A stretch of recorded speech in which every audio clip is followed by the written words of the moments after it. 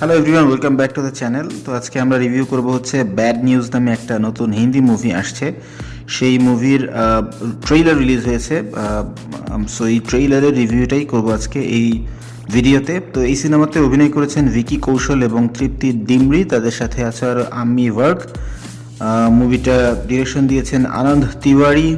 মুভিটা ধর্ম প্রোডাকশনের একটা product.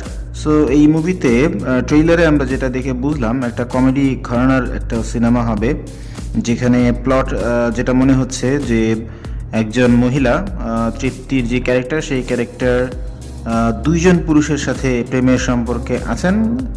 In the mean time, যেহেতু তিনি দুজনের সাথেই অ্যাক্টিভলি প্রেম করে যাচ্ছেন ফিজিক্যালি স্পেশালি, সো ওইখানে সামহাও তিনি প্রেগনেন্ট হয়ে যান এবং তিনি বুঝতে পারেন না আসলে যে এই বাচ্চার অনাগত সন্তানের পিতাকে।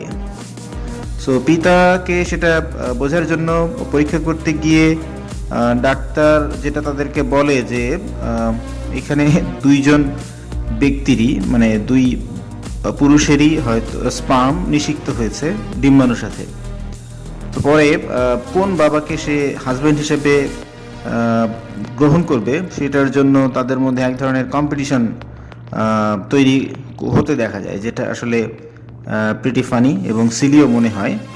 তো সিনেমাতে ট্রেইলারে মনে হয়েছে যে ভিকি কৌশল এখানে খুবই ভালো অভিনয় করেছেন। ইউজুয়ালি তিনি অনেক ভালো অভিনয় করেন, তো এখানে তার ব্যতিক্রম দেখা যায়নি। বাট সিনেমার বিষয়বস্তু যেটা আছে সেটা আসলে কতটুকু অডিয়েন্সের সাথে কানেক্ট করতে পারবে সে ব্যাপারে সন্দেহ থেকেই যায়। এখন দেখা যাক ভালো অভিনয় দিয়ে, অভিনয় দিয়ে ভিকি কৌশল এবং তৃপ্তি তা উতরে আসতে পারেন কিনা।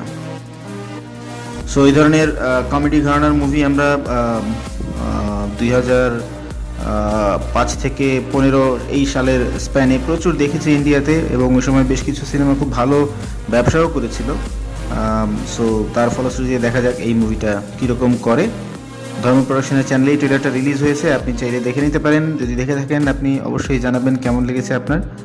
আর আমাদের চ্যানেলে নতুন হয়ে থাকলে please don't forget to subscribe. Thank you.